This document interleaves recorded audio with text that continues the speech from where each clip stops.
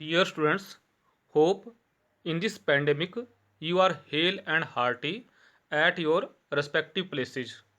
मैं Rajesh Kumar lecture chemistry at GSS Devthi district Solan आज आपके सामने पी ब्लॉक एलिमेंट्स के बारे में डिस्कस करने जा रहा हूँ। जो पी ब्लॉक एलिमेंट्स हैं एक काफ़ी ही इम्पॉर्टेंट यूनिट है प्लस टू क्लास के लिए। तो जैसा कि आपको पता है हमारे पास at present total 118 elements discover हो चुके हैं। इनको हमने एक टेबुलर फॉर्म में अरेंज कर रखा है and that tabular form is called the periodic table. तो जो ये पीरियोडिक टेबल है चार पार्ट्स में डिवाइड कर रखा है। नंबर एक एस ब्लॉक एलिमेंट्स जिनकी जनरल कन्फिग्रेशन है NS1 to 2।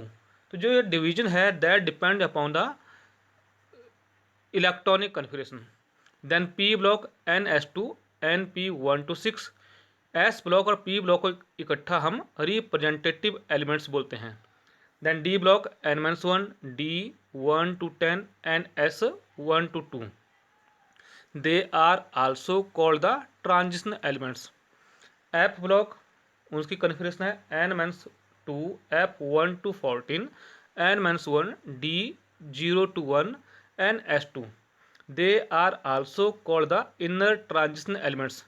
हमने एस ब्लॉक के बारे में और ग्रुप 13 एंड 14 के बारे में +1 क्लास में डिस्कस कर रखा है। अब हम ग्रुप 15 से यहाँ पे स्टार्ट करने जा रहे हैं। Elements in which last electron enter into p subcell are called as p block elements। कि जब हम एलिमेंट्स में इलेक्ट्रॉनिक कन्फिग्रेशन करते हैं तो यदि उनका लास्ट इलेक्ट्रॉन p सबसेल में जाता है उनको हम p ब्लॉक एलिमेंट्स बोलते हैं। इनकी जनरल कन्फिग्रेशन होती है NS2 NP1 to 6। Periodic table में जो लेफ्ट टू राइट होता है उनको हम पीरियड बोलते हैं और जो टॉप टू बॉटम होता है उनको हम ग्रुप्स बोलते हैं। तो ये जो है 13 से लेकर 16 जो ग्रुप्स हैं they are for the P block elements. 13 group के मेंबर हैं boron aluminium gallium indium thallium boron family बोलते हैं। कार्बन सिलिकॉन जर्मेनियम टिन और लेड कार्बन फैमिली है। Nitrogen phosphorus arsenic antimony bismuth nitrogen family है। Oxygen sulphur selenium tellurium polonium oxygen family है। Fluorine chlorine bromine iodine astatine halogen है। And then noble gases along with the S block. जो P block के elements हैं उनको हम representative elements भी बोलते हैं। तो सबसे पहले हम स्टडी करेंगे about the nitrogen family. Nitrogen family group number 15 है। इनकी जनरल कन्फिग्रेशन है NS2 NP3। They are also called as pnicogen क्योंकि नाइको का मीन होता है सफोकेशन और जन का मीन होता है फॉर्मेशन। कि इनकी फैमिली के मेंबर के कंपाउंड को यदि इनहेल करें तो दे कॉज द सफोकेशन। जैसे अमोनिया है या फॉस्फिन है यदि उनको इनहेल करते हैं तो सफोकेशन कॉज करते हैं या फिर उनसे डेथ भी हो जाती है। तो that about the electronic configuration of the nitrogen जिसका एटॉमिक नंबर 7 है। Phosphorus 15 arsenic 33 antimony 51 and bismuth 83। तो ये कन्फिग्रेशन इनकी सिंपल भी लिखी है और हीलियम गैस की कोर की फॉर्म में भी लिखी है। इलेक्ट्रॉनिक कन्फिग्रेशन आपने +1 में भी स्टडी की है कि जो डिफरेंट ऑर्बिटल में कैसे इलेक्ट्रॉन को फिलअप करना है। जैसे आप यहाँ पे देखेंगे नाइट्रोजन में हीलियम 2s2 2p3 है। ऐसे फॉस्फोरस आर्सेनिक एंटीमनी बिस्मथ में neon 3s2 3p3 phosphorus argon 4s2 3d10 4p3 arsenic krypton 5s2 4d10 5p3 antimony और xenon 6s2 4f14 5d10 6p3 in bismuth. Now occurrence तो जैसा कि आपको पता है एयर में 78% नाइट्रोजन होती है। Nitrogen as a nitrate potassium nitrate saltpetre या sodium nitrate Chile saltpetre या एक सिल्वर नाइट्रेट भी होता है that is also called the lunar caustic. वो मून के ऊपर पाया जाता है। नाइट्रोजन प्रोटीन का इम्पॉर्टेंट कंस्टिट्यूएंट भी है। जो फॉस्फोरस है वो 10th अबंडेंट एलिमेंट है अर्थ क्रस्ट में। ये अर्थ क्रस्ट में एज अ फॉस्फेट रॉक्स या मिनरल की फॉर्म में पाया जाता है। अलॉन्ग विद दिस जो फॉस्फोरस है वो टीथ में, बोन में, मसल में या नर्व सेल में भी पाया जाता है। बाकी जो एलिमेंट्स हैं आर्सेनिक, एंटीमनी एंड बिस्मथ वो काफ़ी कम क्वांटिटी में अर्थ क्रस्ट में पाए जाते हैं। We can say that they are found in traces in earth crust. Now physical properties of the nitrogen family कि हम यहाँ चेक करेंगे कि what the trend of the physical properties in the nitrogen family. तो first physical property है atomic size, that the atomic radii. तो यदि हम इसको चेक करें तो काफ़ी स्मॉल है। तो small size then group 14 elements due to more nuclear charge कि इनका न्यूक्लियर चार्ज ग्रुप 14 से ज़्यादा है, इसलिए इनका साइज स्मॉल है। और down group size goes on increase due to increase in number of sales.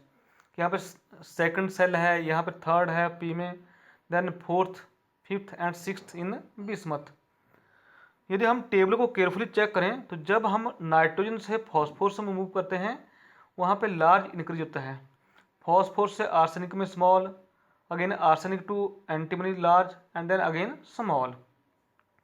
तो that depend upon the electronic configuration. यदि आप नाइट्रोजन और फॉस्फोरस की कन्फिग्रेशन चेक करें तो वहाँ पे ओनली s ऑर्बिटल के इलेक्ट्रॉन हैं और वहाँ पे d और f ऑर्बिटल का कोई भी सबसेल प्रेजेंट नहीं है। तो एज वी नो दैट जो s या p सबसेल हैं they have the strong shielding power, उनकी अच्छी शील्ड करने की पावर होती है। तो जो बाहर का इलेक्ट्रॉन है वो प्रॉपरली शील्ड होता है तो वो रेगुलरली इंक्रीज करता है। बट p यदि हम आर्सेनिक, एंटीमनी और बिस्मथ में चेक करें तो due to poor shielding power of d and f subshell जो आउटरमोस्ट इलेक्ट्रॉन है वो प्रॉपरली शील्ड नहीं होता है, इसलिए वहाँ पे जो है डाउन ग्रुप जो है स्मॉल इंक्रीज करता है। आयोनाइजेशन एनर्जी कि जब किसी भी एटम से हमने इलेक्ट्रॉन को रिमूव करना है, जो बैलेंस इलेक्ट्रॉन है उसको रिमूव करना है तो हमें एनर्जी रिक्वायर की जाती है। That amount of energy which require to lose the outermost electron from isolated gaseous state of atom is called as ionization energy. तो जो आयोनाइजेशन एनर्जी का यदि हम इसको चेक करें तो हमने यहाँ पे जो है इसकी फर्स्ट 3 आयोनाइजेशन एनर्जी दे रखी हैं। तो आप देखेंगे जो सेकंड और थर्ड आयोनाइजेशन एनर्जी है of each element they are very high as compare to first ionization energy, because जो सक्सेसिव आयोनाइजेशन एनर्जी होती हैं they are always higher due to more effective nuclear charge कि जब electron remove हो जाता है तो वहाँ पे इफेक्टिव न्यूक्लियर चार्ज बढ़ जाता है। यदि हम इसको 14 ग्रुप से कंपेयर करें तो उनकी आयोनाइजेशन एनर्जी ज़्यादा है as compare to group 14 elements due to very very small size, very very high effective nuclear charge and symmetrical half filled p orbital configuration. Down group ionisation energy goes on decrease क्योंकि size that goes on increase as well as जो shielding power है वो भी क्या हो रही है, increase कर रही है। तो जो बाहर का इलेक्ट्रॉन है वो प्रॉपरली जो है न्यूक्लियस से हेल्ड नहीं है, लूजली फोर्स से हेल्ड है, तो कम एनर्जी चाहिए उसको लूज करने के लिए। There is a large decrease from nitrogen to phosphorus but comparatively small decrease down the group due to effective shielding of the s and p electron in nitrogen and phosphorus but poor shielding power of d and f electrons in other elements. Next property the electronegativity, the tendency to pull the bond pair electron toward itself is called as electronegativity। Electronegativity को another term में हम non metallic character बोलते हैं। तो generally इनकी जो electronegativity होती है काफ़ी हाई होती है क्योंकि number 1 they have the very very small size, इनका साइज काफ़ी छोटा है। नंबर 2 इनकी जो कन्फिग्रेशन है वो NH2NP3 है। तो नियरेस्ट नोबल गैस को की कन्फिग्रेशन एक्वायर करने के लिए इनको सिर्फ 3 ही इलेक्ट्रॉन की नेसेसिटी है। तो ये 3 इलेक्ट्रॉन इजीली गेन कर लेते हैं, अपनी तरफ खींच लेते हैं due to this they have very very high electronegativity. और डाउन ग्रुप, यदि हम इनका जो है इलेक्ट्रोनेगेटिविटी चेक करें ऑन द पॉलिंग स्केल, तो नाइट्रोजन की है 3 वैल्यू, फॉस्फोरस की 2.1, तो they have high electronegativity, that भाई they are the typical non metals. Arsenic and antimony उनकी 2.0 है और 1.93 है, तो उनकी थोड़ा कम है। तो they are the metalloid, they have the character of both metal and non metal. और जो हमारे पास बिस्मथ है उसकी 1.9 है, तो इसकी काफ़ी कम है, तो इसलिए क्या हुआ, मेटल है। तो इसका मीन क्या होगा कि जो नॉन मेटेलिक करेक्टर है और इलेक्ट्रोनेगेटिविटी दोनों डिक्रीज कर रहे हैं from top to bottom, nitrogen to bismuth. It is due to increase in the size, कि साइज इंक्रीज कर जाता है तो उसका इलेक्ट्रॉन को अपनी तरफ खींचने की जो पावर होती है वो भी डिक्रीज कर जाती है। तो due to this they can't pull the electron toward themselves, hence they have the less electronegativity. अगला करेक्टर है, अगली प्रॉपर्टी है इलेक्ट्रोपॉजिटिव करेक्टर और metallic character, mean tendency to lose the electron. तो इलेक्ट्रॉन को लूज करने के लिए जो है उनका जो है काफ़ी कम लेस इलेक्ट्रोपॉजिटिव है due to small size and high ionisation energy. और down the group electropositive character increase करता है due to increase in size and decrease in ionisation energy. Next catenation properties, the self linking property of atom of an element through covalent bond to form long branch और cyclic chain is called as catenation. कि atom अपने ही atom से link करती हैं और एक लंबी चेन बना लेती हैं, तो इस प्रॉपर्टी को बोलते हैं हम कैटेनेशन। जैसा आपने स्टडी किया है कि कार्बन की कैटेनेशन प्रॉपर्टी सबसे ज़्यादा होती है, क्योंकि उसकी जो बॉन्ड डिसोसिएशन एनर्जी काफ़ी हाई होती है। तो कार्बन काफ़ी ज़्यादा कैटेनेशन प्रॉपर्टी कारण एक अलग ही केमिस्ट्री बनाता है जिसको हम ऑर्गेनिक केमिस्ट्री बोलते हैं। यदि हम यहाँ पे बॉन्ड डिसोसिएशन एनर्जी का कंपैरिजन करें विद द कार्बन, तो कार्बन की है 353.3, नाइट्रोजन की 163.8, फॉस्फोरस की 201.6 एंड आर्सेनिक की 147.4 किलोजूल पर मोल। तो कार्बन की बॉन्ड डिसोसिएशन एनर्जी काफ़ी ज़्यादा है एज कंपेयर टू दिस, जो इस फैमिली के मेंबर हैं they have the less catenation property. Among these members phosphorus की कैटेनेशन प्रॉपर्टी सबसे ज़्यादा है क्योंकि इसकी बॉन्ड डिसोसिएशन एनर्जी बाकी एलिमेंट्स के कंपैरिजन में हाई है।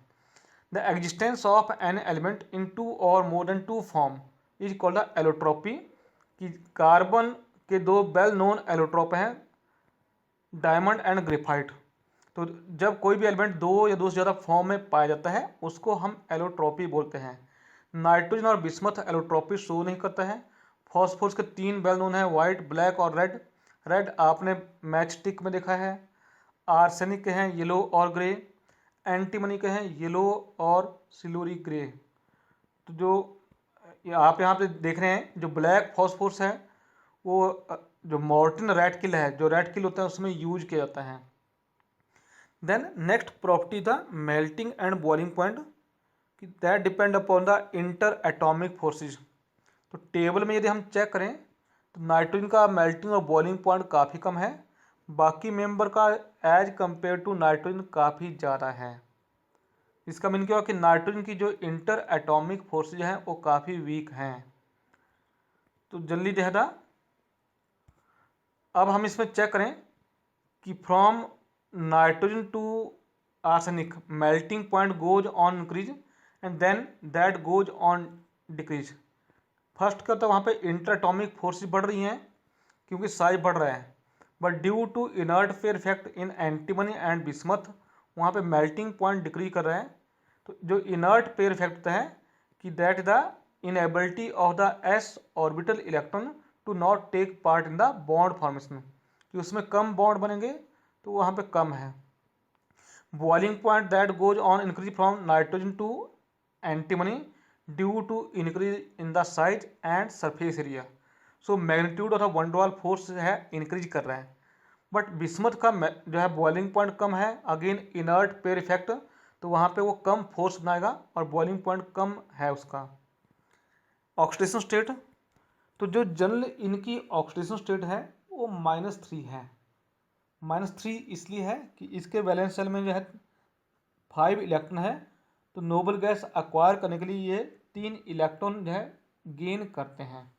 नाइट्रोजन -2 भी शो करता है, -1 भी, +3, फॉस्फोरस -2 +3 +5, आर्सेनिक +3 +5, एंटीमनी +3 +5, बिस्मथ -3 भी शो नहीं करता है और ओनली +3 ही शो करेगा और +5 भी शो नहीं करता है। तो जैसा कि हमने बताया, पहला पॉइंट है कि -3 है क्योंकि ये कॉमन स्टेट है, उनके वैलेंस शेल में 5 इलेक्ट्रॉन है, 3 इलेक्ट्रॉन चाहिए नोबल गैस की कॉन्फ़िगरेशन के लिए। जो ड्यू टू स्मॉल साइज जो एंड हाई इलेक्ट्रोनेगेटिविटी, जो नाइट्रोजन की -3 है वो कैसी है, आयनिक है विद द मेटल, जैसे magnesium nitride, calcium nitride.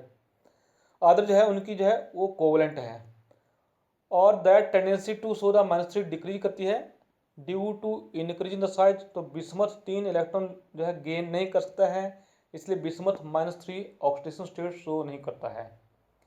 Nitrogen और फॉस्फोरस -2 शो करते हैं इन हाइड्रोजीन एंड डाइफॉस्फीन। नाइट्रोजन -1 भी ऑक्सीडेशन स्टेट शो करता है इन हाइड्रोक्सिल अमीन। यदि हम इसको चेक करें तो due to presence of the 3 unpaired electron, इनके पास 3 अनपेयर्ड इलेक्ट्रॉन होते हैं पी सब सेल में। यदि हम इसकी ग्राउंड स्टेट चेक करें तो they can show the +3 oxidation state. तो एक्साइटेड स्टेट में एक इलेक्ट्रॉन NS से N एम्प्टी ND में जंप कर जाता है, तो इसलिए ये +5 भी शो करते हैं एक्सेप्ट नाइट्रोजन, क्योंकि नाइट्रोजन के पास एम्प्टी d ऑर्बिटल नहीं होता है। जो +3 ऑक्सीडेशन स्टेट है that become stable down group, और +5 जो है that become unstable, mean that due to inert pair effect. +3 stable बन जाती है क्योंकि वहाँ पे NS के इलेक्ट्रॉन पार्टिसिपेट नहीं करते हैं, और +5 अनस्टेबल बन जाती है। नेक्स्ट, जो नाइट्रोजन है that show the oxidation state from +1 to +5 in various oxide. Nitrous oxide N2O+1 है, nitric oxide +2, dinitrogen trioxide +3, nitrogen dioxide +4, dinitrogen +5, dinitrogen pentoxide +5। But जो नाइट्रोजन की मैक्सिमम कोवैलेंसी 4 ही है, क्योंकि एक S से और 3 इलेक्ट्रॉन P से पार्टिसिपेट करते हैं बॉन्ड फॉर्मेशन में। नेक्स्ट इंपॉर्टेंट प्रॉपर्टी है पी पाई बॉन्ड फॉर्मेशन। जैसा आपने पढ़ा है, जो कोवलेंट बॉन्ड होते हैं 2 टाइप के होते हैं, सिग्मा एंड पाई बॉन्ड।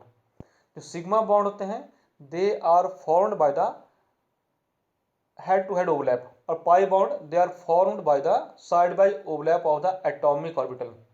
तो जो नाइट्रोजन है अपने ही एटम या small atom like the carbon and oxygen, उनके साथ ये साइड बाय ओवरलैप भी करती है और पाई बॉन्ड बनाती है, इसलिए हम यहाँ पे बोलते हैं पी पाई बॉन्ड। यानी एक ऑर्बिटल, एक पी ऑर्बिटल एक नाइट्रोजन का और दूसरा पी ऑर्बिटल सेकेंड नाइट्रोजन का, वो साइड बाय ओवरलैप कर जाते हैं।